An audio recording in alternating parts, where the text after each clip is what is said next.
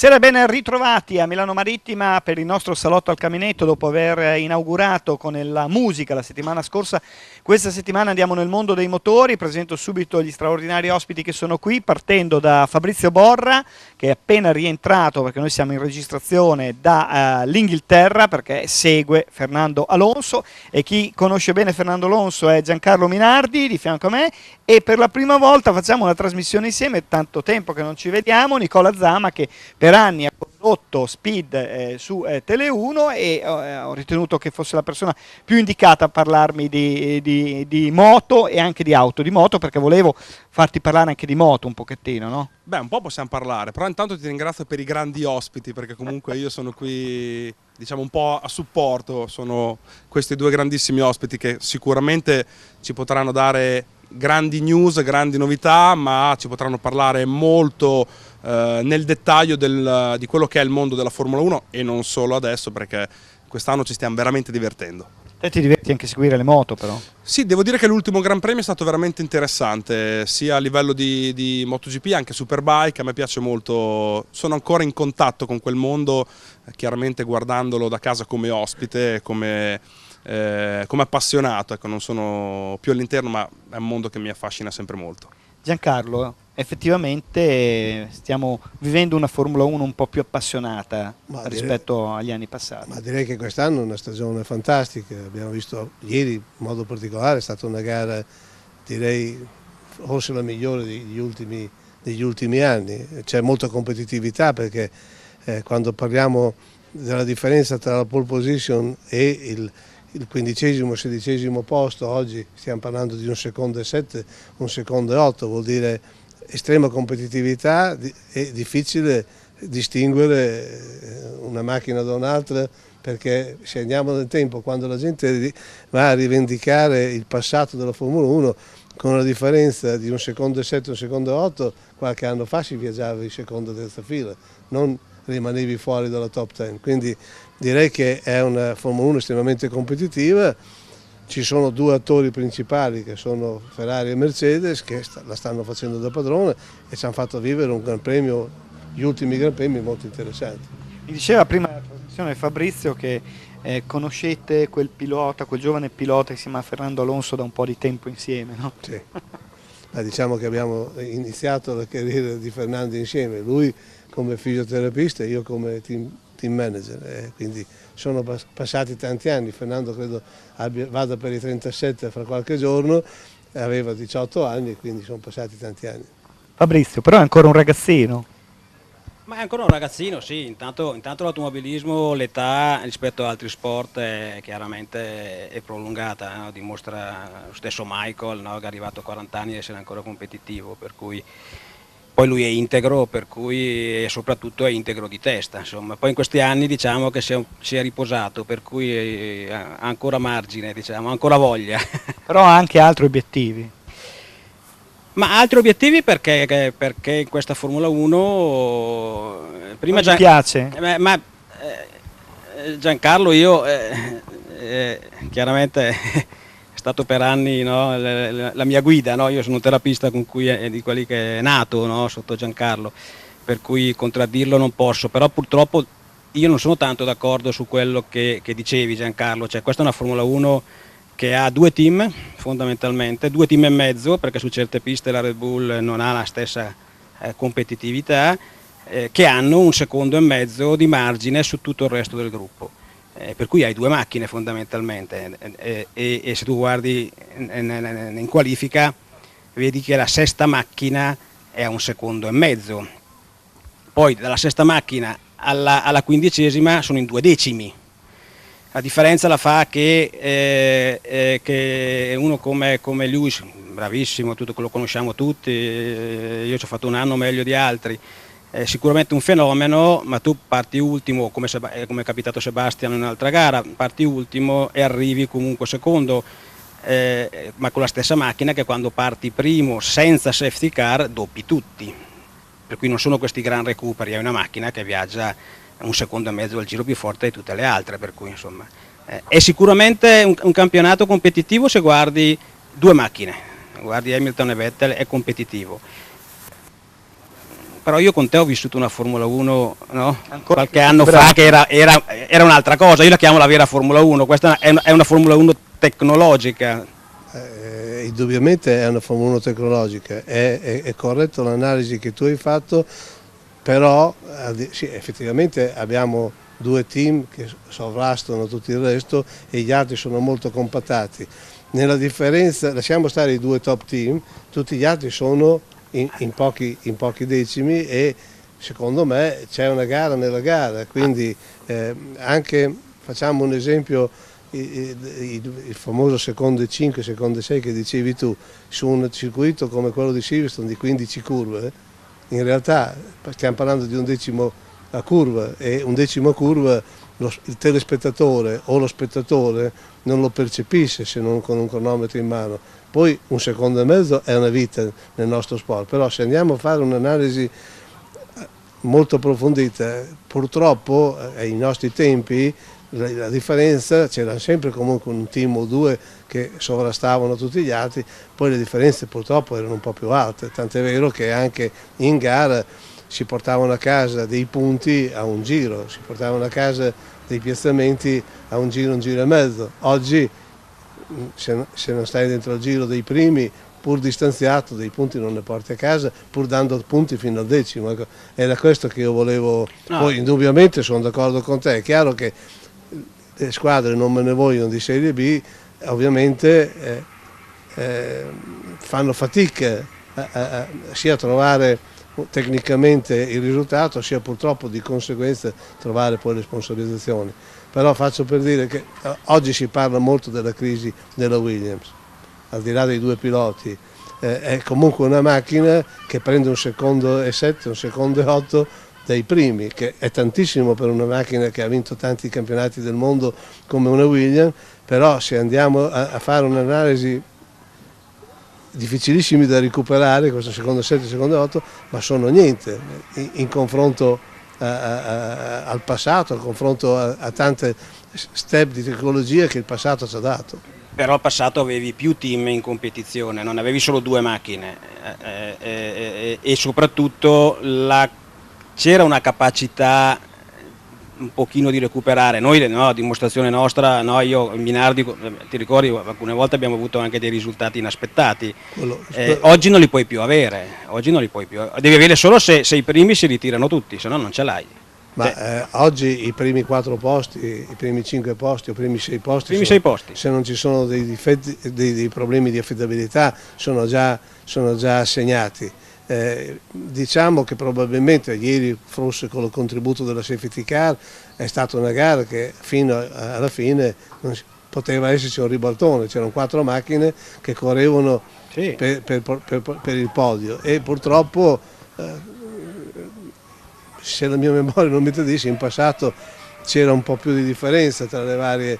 Il momento dell'apoteosi Ferrari non c'era una competitività come oggi, c'è stato il momento quando c'è stato l'anno famoso di McLaren con Hamilton e Fernando, ma dopo c'è stato un divario notevole. Oggi, pur riconoscendo una grossa differenza tra i primi 2 team, il terzo team che è la Red Bull, e lo scalino per le classi di Serie B, se tu guardi un Gran Premio ti diverti anche a vedere la Serie B, nel senso che per esempio, ma è più divertente quella. Io che guardo i Gran Premi praticamente solo coi tempi, staccando molte volte anche l'audio, devo essere sincero, adesso tu dirai che noi siamo di parte, però io mi diverto anche a vedere le gare di Fernando, perché vedo con che intensità e con che caparbietà affronta con una macchina che è evidentemente inferiore la gara, andando poi praticamente quasi sempre a punti se l'affidabilità non l'ha tradito. E questo è bello vedere lo stesso Leclerc, la progressione dei tempi che fa, pur avendo una macchina che sarà una fotocopia della Ferrari, ma comunque è una macchina meno competitiva. Ecco, io mi diverto a vedere anche la Serie B, ecco, questo sì. Volevo sentire su questo argomento anche Nicola Zama, il suo parere. Prima ci ha detto che gli piace, si è divertito, quindi fra l'altro oggi dov'era? Va venire anche Uberto Selvatico Estensi, che è presidente di Formula Imola, presidente dell'autodromo, al quale avevo già, dopo la giro a Minardi la domanda, avevo già in testa questa domanda, no? Il vice premier ha promesso il ritorno della Formula 1 a Imola, quindi siamo sulla buona strada, no? Dopo Minardi ci risponde dopo.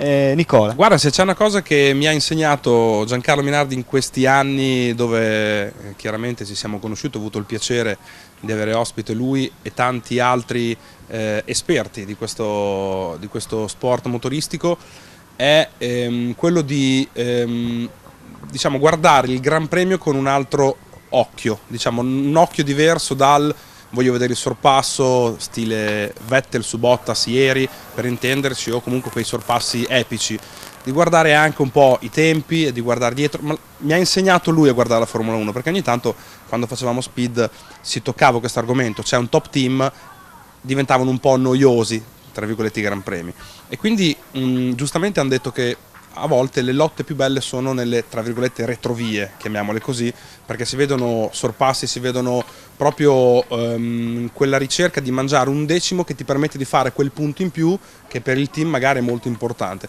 Quindi cercare di, so che non è facile, però di vedere la Formula 1 con un altro occhio. Sono anche d'accordo che, diciamo, essendo di parte italiani, quindi perché no ferraristi, quando Ferrari dominava andava tutto bene, i Gran Premi erano belli, si faceva primo e secondo. Adesso magari che negli ultimi anni non è stato così, quest'anno speriamo magari che possa cambiare la tendenza, sta già cambiando, però negli scorsi anni si diceva è un Gran Premio monotono, in realtà non era così, è che magari Ferrari era meno protagonista, però di certo stiamo parlando dell'eccellenza dello sport motoristico su quattro ruote che ci sia attualmente nel mondo, calcolando anche che alcune novità poi tecnologiche vengono anche riproposte dopo anni sulle auto di serie, perché alcune novità e alcune scoperte, chiamiamole così, vengono riproposte. Vorrei fare una domanda però ai nostri ospiti, perché sono curioso. Sei venuto a posto. Si è parlato di gap, ma questo gap è dovuto a budget, quindi risorse umane, ricerca. Il pilota fa ancora la differenza, chiedo ai nostri ospiti, nel mettere a punto l'auto, o il pilota, non dico è passeggero, però la guida e basta? Partiamo da Fabrizio, dopo Minardi ha due domande da rispondere. Io faccio il terapista, non faccio il tecnico, quindi comunque vabbè, comunque c'ho le ma in quel momento Fernando... E ascolto. Quando io parlo di una Formula 1, quando io parlo del passato, io la chiamo la vecchia Formula 1, è dove il pilota aveva qualcosa da dire. Questa è una Formula 1 che io chiamo la Formula degli ingegneri, perché se io solo ti spiego in 2 minuti cos'è la Power Unit, tu fai fatica a capirla e la gente a casa non la percepisce. Il fatto che tu hai 2 motori, uno turbo, che però deve consumare un tot, e questo tot ti è dato da un flussometro che ti dà la federazione, quindi ogni giro tu hai tot gocce di benzina. Con quella potenza devi creare potenza per poi andare a caricare una batteria, e la carichi con i gas di scarico piuttosto che con i freni. Carichi una batteria che dà corrente a un motore elettrico che ti aggiunge 180 cavalli, ma te li aggiunge solo in una parte di giro. Per cui a seconda di quello che consumi crei e riconsumi, per cui a volte il pilota può capitare che si trovi in rettilineo o in una fase di sorpasso che ha il software che gli toglie potenza, no? E tu dici guarda quel pilota, cioè tu in televisione non hai la percezione. Sai quante volte io, non so, forse Fernando per radio si è sentito, no? Perché lui sulla radio è sempre stato sta abbastanza latino, no? Si sente, no? Quello che dice, la percezione ce l'hai di un pilota che si trova inerte, cioè è in mano la tecnologia, diciamo. E oggi questa Power Unit è determinante rispetto anche allo chassis, a macchina.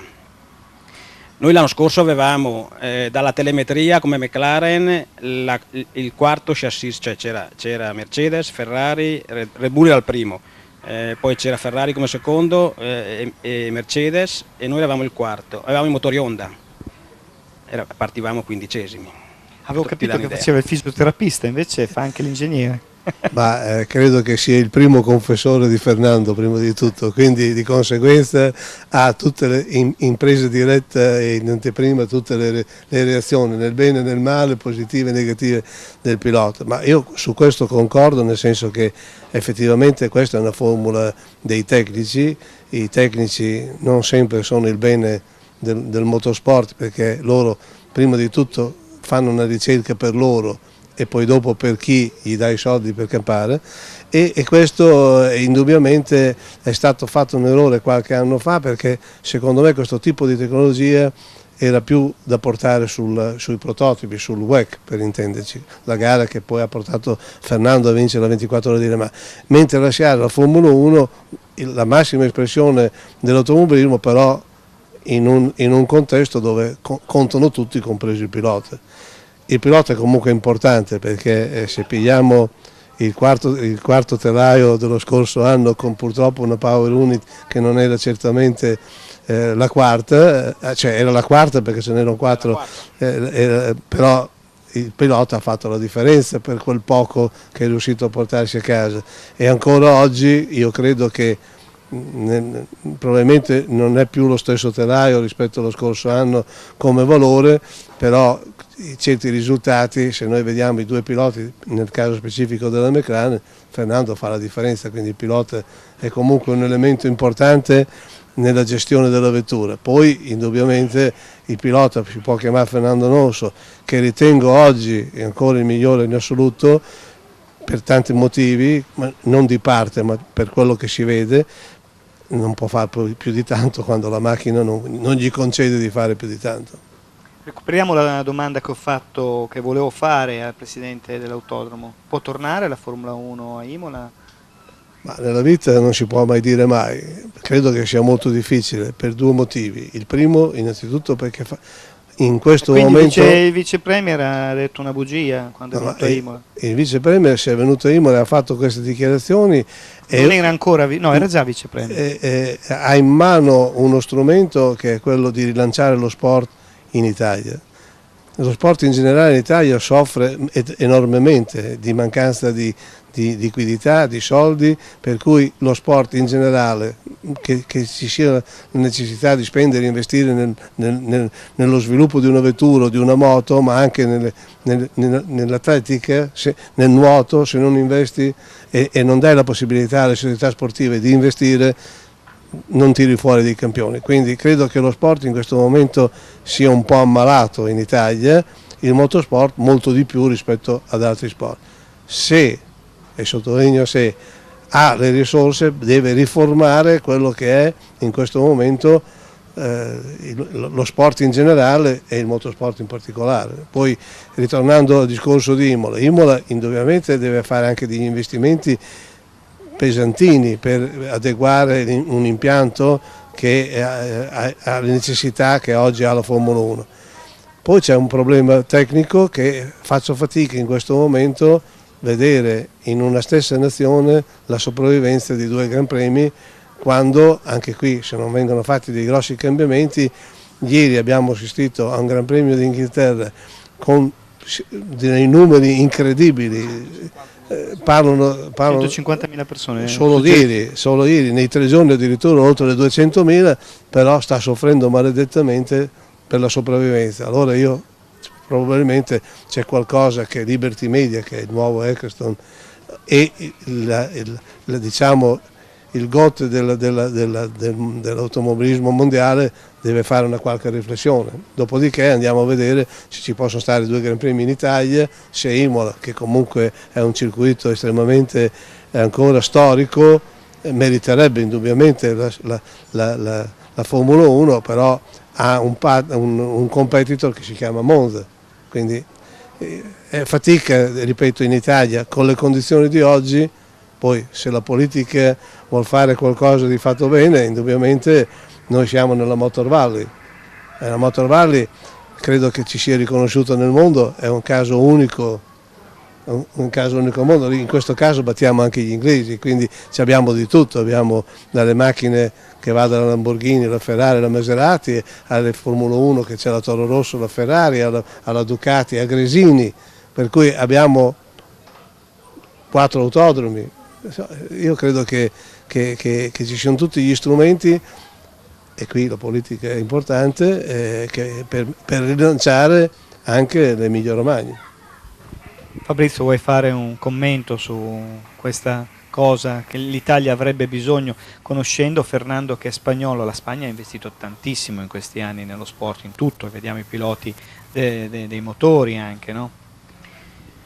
Sì, però come dice Giancarlo, oggi sì, oggi la Formula 1 è un fatto economico, fai fatica, perché è vero che l'Inghilterra non fa testo, no, sono quelle gare, però se tu eri in Austria la settimana scorsa, in Austria rispetto all'anno scorso c'erano metà persone, se vai in Canada ce n'erano la metà, e quando un biglietto di tribuna costa 500 euro per un giorno diventa tutto più difficile, quindi io una Formula 1 così come adesso faccio fatica a vederla economicamente. Poi io Imola è una di quelle piste dove insomma poi ci andavo in bicicletta, hai capito? Quindi era anche comoda. Ci fermiamo per la pubblicità, un brevissimo break e poi torniamo al camminetto.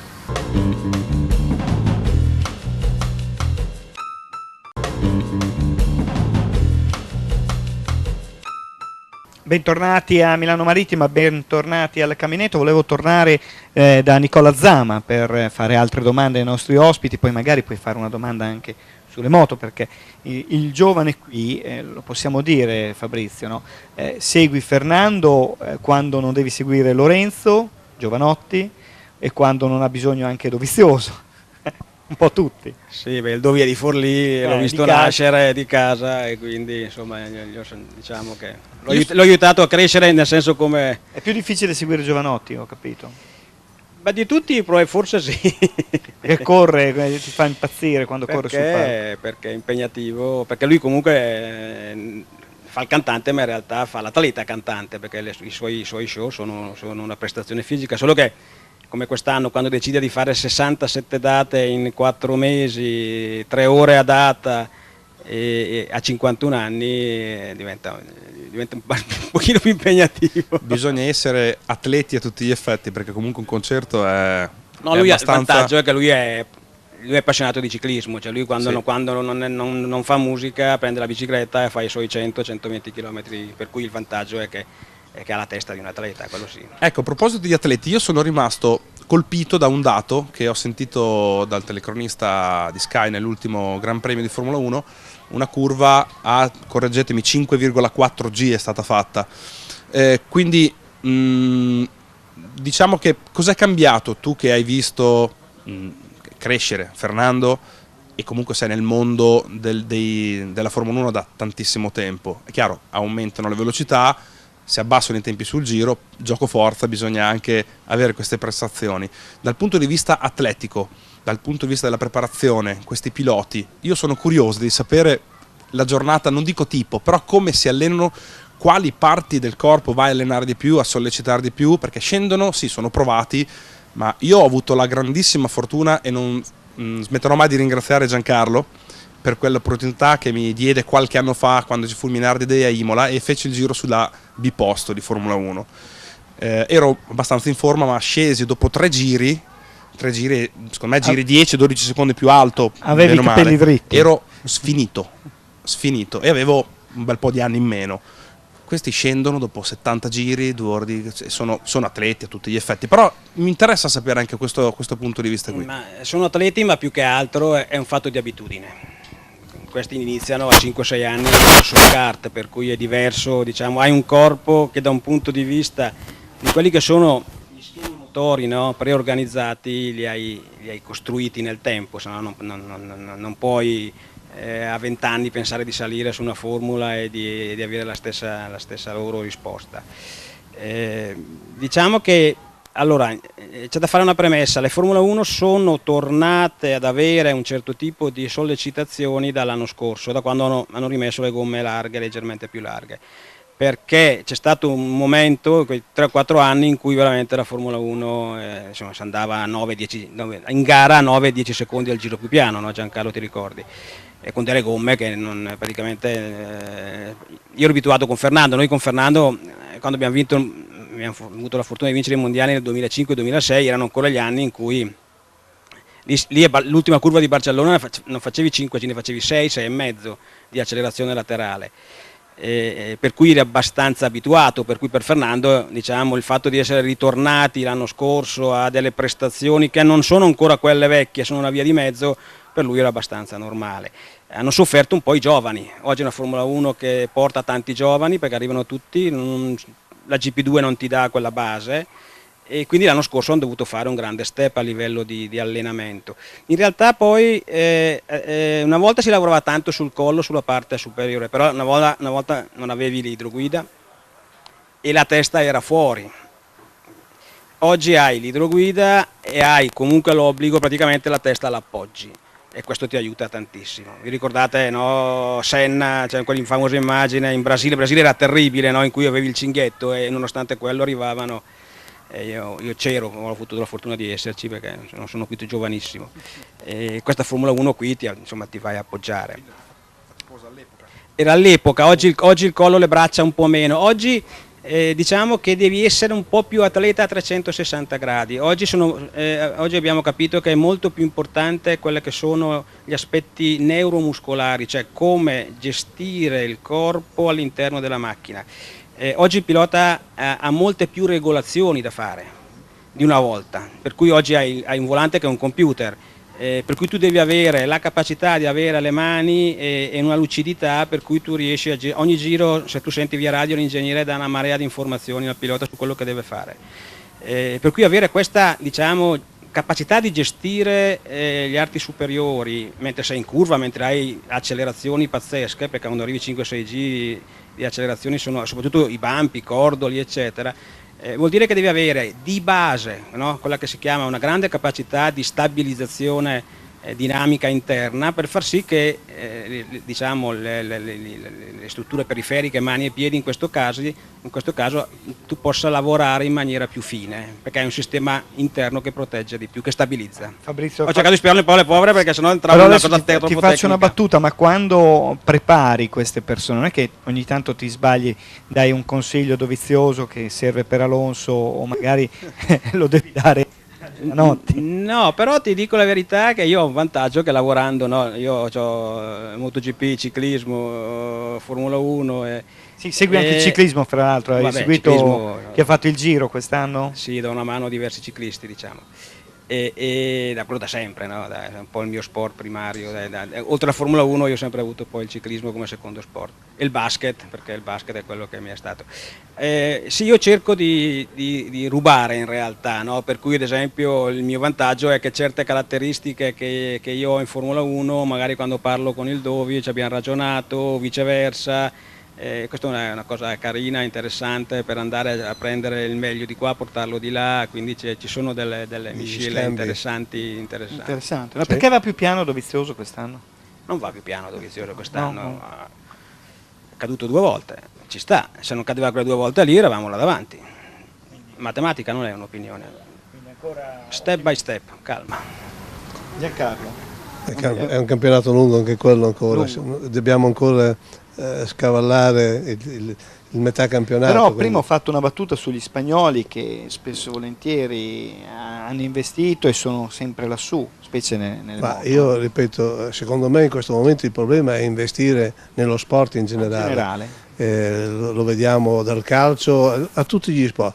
Nel caso specifico delle moto è stato fatto un progetto e un programma che la FIM sta facendo in Italia adesso, e devo dire che c'è del buon materiale tra i giovani in Moto 3 e Moto 2, quindi ci auguriamo che presto ci sia un cambio di generazione che la MotoGP ha bisogno, perché Valentino sta facendo delle cose importantissime, ma anche lui sta scavallando i 40, quindi prima o poi sarà costretto, anche se fisicamente magari ne ha molti di meno, dovrà alzare bandiere bianche, e abbiamo bisogno di creare delle nuove forze, per cui si sta facendo un discreto lavoro. Adesso speriamo che ci sia anche la volontà per trovare le soluzioni economiche per dare una mano, ripeto, a tutti gli sport. Io non sono qui a fare del campanilismo. Nicola? Come ha detto giustamente Giancarlo, è proprio, vabbè, MotoGP, abbiamo un Dovi che ci fa sognare quest'anno, poi con una Ducati è proprio un binomio fantastico. E io sono d'accordo con lui, con Fabrizio, il campionato è ancora molto lungo. La domanda è quando smetterà Valentino tutto questo interesse, che chiaramente lui riesce a calamitare, come finirà la MotoGP. Abbiamo grandi piloti italiani, a differenza della Formula 1, che non è colpa dei piloti italiani, attenzione, perché in Formula 1 c'è, ne parlavamo prima in viaggio io e Giancarlo, in Formula 1 c'è una scrematura, una competizione che è incredibile. Magari in un team come può essere Mercedes, Ferrari o i top team hanno 50 ragazzi che seguono dai 12 anni e ne arriva uno forse dei 50, gli altri vanno a correre nelle categorie minori, chi si perde, ma è la storia dello sport a altissimi livelli, il calcio uguale, ce ne sono esempi ogni dove, anche il ciclismo per intenderci. Bisogna vedere poi quando smetterà Valentino a livello mediatico come potrà finire, nonostante noi abbiamo piloti italiani molto interessanti. Gli spagnoli hanno sempre investito dal punto di vista dello sport e stanno raccogliendo i loro frutti, perché comunque Marquez, Pedrosa, Lorenzo, parlando solo di MotoGP, Formula 1 abbiamo un grande nome, Sainz comunque, che comunque sta facendo molto bene con Renault. Come ha detto Giancarlo, bisogna investire a 360 gradi, bisogna avere una mentalità, soprattutto a livello politico, per investire nello sport, anche perché questi sono il punto di riferimento per i giovani, per i ragazzini che vogliono intraprendere questa carriera, che non è di certo facile. Per quanto riguarda la MotoGP, anche lì mi sembra che fisicamente bisogna essere molto ben dotati e bisogna essere pronti. Forse, ecco, tra i due qual è il più faticoso, MotoGP o Formula 1 a livello fisico per l'atleta? Bella domanda, sono molto diversi. Da un punto di vista delle sollecitazioni, la Formula 1 ti dà delle sollecitazioni pazzesche, per cui devi più essere tu in grado di come dire, gestire le sollecitazioni che ti arrivano dall'esterno. La MotoGP invece sei tu che sei agonista, sei tu che con la moto la devi tirar su. È vero, c'è tutta una tecnica, ci ho messo un po' a capirla quando il Dovi me la spiegava. E quindi da un punto di vista prettamente fisico sicuramente la MotoGP ha bisogno di un corpo più funzionalmente attivo. In Formula 1 invece devi essere più bravo, come dire, ad ammortizzare le varie sollecitazioni. Lavori sulle stesse qualità, perché anche la moto lavora molto sull'aspetto funzionale, sull'aspetto stabilità, ma in modo diverso. Ad esempio uno dei lavori grossi che ha fatto il Dovi in quest'ultimo anno, nel momento in cui ha deciso di cambiare, il preparatore sai che aveva deciso di cambiare, abbiamo optato per una figura nuova, perché l'esigenza era quella di iniziare a guidare la moto tenendo il corpo fuori, e tenere il corpo fuori allungando le leve ti cambia completamente. Lì devo dirti che è stato fatto, forse la cosa che lui veramente ha modificato di più negli ultimi anni è quello che gli ha fatto fare quel salto, perché molti parlano di un salto dovuto a 1000 cose, però in realtà lui ci ha lavorato tanto per questo salto e ha lavorato molto sull'aspetto di modificare la sua posizione e quindi modificare il suo livello di prestazione fisica per poter gestire la moto in un modo diverso. Non ho capito, Nicola, lo chiedo a Minardi, quando arrivano i piloti italiani in Formula 1? Ve lo siete detti in macchina? No, si sta facendo un lavoro abbastanza importante come AC Sport, si sta lavorando dai kart in su, stiamo facendo degli step, abbiamo dei ragazzini che stanno facendo bene in GP3 e in Formula 2. È chiaro che purtroppo, come diceva prima Nicola, 1 su 1 milione ce la fa. Adesso tutto dipenderà da cosa succede con Leclerc. Io mi auguro e spero che vengano fatte delle scelte tecniche e sportive e non di scelte umorali da parte di certi piloti, e per cui Leclerc arrivi in Ferrari. Se Leclerc arrivi in Ferrari probabilmente si libera il posto per Giovinazzi, che è uno di quei ragazzi che ha cominciato dalle nostre formule minori, che è stato bravissimo, che purtroppo a un certo momento l'imbuto si è chiuso e non è riuscito probabilmente a dimostrare quello di cui è capace ed è in grado di fare. Lo dico con estrema chiarezza, sia lui come tanti altri piloti. Probabilmente se c'era una Minardi quest'ora erano già in Formula 1, quindi la realtà è che oggi non esistono quelli che io chiamo, senza offesa per nessuno, perché mi metto anch'io in mezzo, i team materasso, per cui oggi non c'è nessuno che va a rischiare o pochissimi che vanno a rischiare su un pilota che arriva dalle formule minori, pur anche se dimostra o ha dimostrato di essere capace. Nel caso specifico Leclerc, che sta facendo molto bene in Sauber, è stato bravissimo lui e fortunato a infilare la strada giusta, cosa che purtroppo non sempre accade nel nostro lavoro. Giovinazzi è stato sfortunato l'anno scorso perché nel debutto ha avuto quei due, io ero giù in Cina quando ebbe quei due incidenti stupidi che poi ti segnano, no? Perché tu mi insegni che quando arrivi ha avuto due aquaplaning per cui è andato a sbattere, l'immagine che resta è di un pilota che per 2 volte va a sbattere contro un muro, mentre invece la qualità quello che mi era triste è che è scaduto anche la capacità e qualità dei team principal, perché l'errore di Giovinazzi è un errore da attribuire più al team che errore suo. Indubbiamente lui dopo ha voluto strafare, ma la realtà è che in quell'occasione specifica il team, il primo incidente no, però stava toccando con mano il passaggio dalla Q3 alla Q2 e ce l'avrebbe fatta e lì ci può stare. L'errore della domenica, che poi è un po' quello che l'ha crocifisso, non è colpa sua, è colpa del team che ha messo in condizione un pilota che non aveva ancora la macchina in mano, quindi era la macchina che portava a spasso il pilota, usare delle gomme che in quel momento era sbagliato e nessuno l'ha difeso oltretutto, e quello che mi dispiace è che chi dovrebbe essere più attento o capire meglio certe situazioni non ha valorizzato o sottolineato, anzi ha accusato dell'errore Antonio. Ecco, questo mi ha sorpreso molto. Fabrizio, volevo capire invece su cosa siamo ormai in chiusura della nostra trasmissione, si sta specializzando Fernando, perché vuol vincere un po' anche nel kart. Nel kart. Può andare in moto anche lui? No, abbiamo ora, la Formula 1 rimane la Formula 1 chiaramente, però una Formula 1 così, anche se lui ha dimostrato sia domenica qui che in Austria che quando tira giù la visiera per lui è come se dovesse vincere, no? Perché partire dalla pit lane in Austria e arrivare ottavo gestendo in maniera... Ecco, il pilota entra in gioco in maniera intelligente oggi nella gestione delle gomme. L'unica cosa su cui lui oggi fa la differenza è la gestione, perché la gomma veramente oggi abbiamo delle gomme un po' particolari e lui gli dimostra sia domenica scorsa che questa. E quindi è chiaro che lui vuol vincere fondamentalmente, ha comunque 37 anni, comincia ad essere un'età anche lui.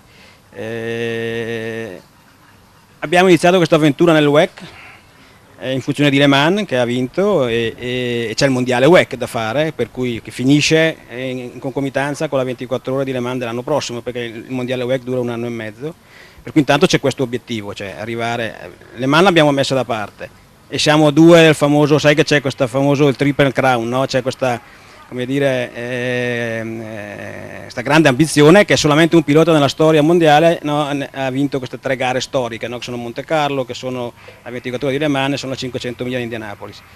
Noi l'anno scorso 500 miglia di Indianapolis a 20 giri dalla fine, se non si rompe un motore Honda anche quella volta a 20 giri su 300 giri a 20 giri, io ce l'ho ancora qua, abbiamo rischiato di vincerla, per cui abbiamo capito che possiamo vincerla, che la vinciamo. Abbiamo vinto Le Mans, per cui arrivare a essere il secondo nella storia dopo Graham Hill a vincere il Triple Crown è un obiettivo.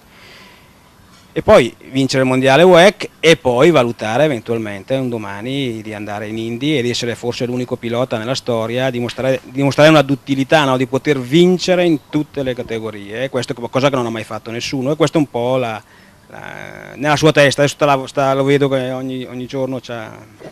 Però intanto Le Mans c'è, il mondiale WEC ci siamo. Minardi, c'è stato, ci sarà anche Indy, che la dimostrazione è stata l'anno scorso, è stato sfortunato, però aveva fatto un capolavoro, quindi io credo, adesso al di là della parte affettiva sia tua che mia, io credo che oggi stiamo parlando ancora del miglior pilota in assoluto al mondo, ma lo dico convinto, non lo dico e mi dispiace che abbia portato a casa solo 2 titoli, perché meritava molto di più di chi ne ha vinti tanti di più, e io sarei ancora uno di quelli che farebbe una scommessa per il prossimo anno, io lo metterei in un top team. perché tanto ci sono dei piloti che non vogliono certi compagni di squadra. Ecco, io questo, se fossi io un team manager, non l'accetterei. Nicola, l'ultimo giro, l'ultima domanda per gli ospiti, poi chiudiamo. Ma infatti è proprio questa nasce la domanda, cioè perché Fernando Alonso non... Quali sono le motivazioni? Il suo carattere o scelte commerciali, non lo so, scelte... Il motivo per il quale Alonso non riesce a andare in un top team, anche se c'è già stato comunque, no, attualmente, anche se c'è già stato comunque in top team, perché comunque è costretto a correre in McLaren? Questa è la grande domanda che vorrei fare a voi, che sicuramente avrete una risposta. Ma io credo che sia stato in parte anche sfortunato, perché a parte che tutti i piloti come ambizione c'è quello di andare in Ferrari, è arrivato in Ferrari nel momento che c'era un po' di confusione all'interno e ancora stanno cercando di venire fuori adesso, speriamo che ne escono e non ne facciano dell'altra. È andato in McLaren quando la McLaren era vincente, purtroppo è stato trattato non da 2 volte campione del mondo. Io delle volte, lo dico scherzando, ma sono anche convinto, se avessi fatto io quel contratto, Hamilton avrebbe certamente un titolo in meno e lui ne avrebbe 2 in più, perché non avrebbe perso il primo anno quando si sono fatti la lotta tra di loro e l'anno dopo avrebbe rivinto ancora Fernando e non Hamilton. Ma detto questo, perché del senno del poi sono piene le fosse, dopo è andato in Ferrari, ha perso 2 mondiali all'ultima gara e non per colpa sua, perché ieri si è gridato allo scandalo perché Raikkonen ha toccato Hamilton. A Spa Grosjean, che corre ancora e fa ancora dei disastri, ha fatto perdere un mondiale a Fernando, l'hanno toccato in Giappone e ha forato una gomma, ha perso il mondiale per un punto. Io penso che in quelle 2 gare un punto l'avrebbe fatto, dico bene. Non parliamo poi della gara di Abu Dhabi, che quello è meglio, che se no ci vuole un'altra trasmissione, perché è l'errore, e guarda che è ripetitivo questo, perché ancora ieri Vettel ha fatto la gara su Bottas quando la gara la doveva fare su Hamilton. Poi è andata bene col suo passo che ha fatto e adesso passa la storia, ma se il suo passo andava storto passava un'altra storia, quella che è successa quando si sono toccati e ha perso dei punti importantissimi di qui alla fine dell'anno, quando ha innescato la lotta con Bottas non pensando di stare davanti a Hamilton. Fabrizio, d'accordo in un minuto? Cosa vuoi che... No, ne avrei diverse di cose da dire. Trasmissione apposta. No, io ti dico, noi abbiamo lasciato la Ferrari e noi siamo tornati in McLaren, ricordiamo quel momento, McLaren entrava Honda. Io sono stato a Sucura con Fernando prima di firmare e ti assicuro che quando vai in Giappone a Sucura e vedi cos'è Honda, tu dici questi non possono non tornare a vincere con un investimento di più di 400 milioni di dollari, una roba pazzesca, per cui il binomio McLaren Honda Fernando dice io in Ferrari per i prossimi 2 o 3 anni non vinco, no, infatti poi comunque la Ferrari non ha vinto, perché tutti dicevano spara contro la Ferrari, no, ha detto la verità, Ferrari poi non ha vinto lo stesso. Abbiamo provato a giocarci il jolly su un progetto pazzesco dove comunque sfidavo chiunque in quel momento a dire McLaren Honda va a fallire in quel modo, ma più che altro per l'Honda. E visto come va l'Honda adesso facciamo in bocca al lupo alla Red Bull l'anno prossimo, che dici? Io ringrazio, è l'anno della Ferrari, lo possiamo dire? No, va bene, ci fermiamo qui. Stiamo scavallando e vedremo, sarà un anno complicato fino all'ultima gara. Io ringrazio Fabrizio Borra per essere stato con noi, Giancarlo Minardi e Nicola Zama, e vi ringrazio voi che avete ascoltato da casa. L'appuntamento è per la prossima settimana con altri straordinari ospiti. Buona serata a tutti dal Caminetto.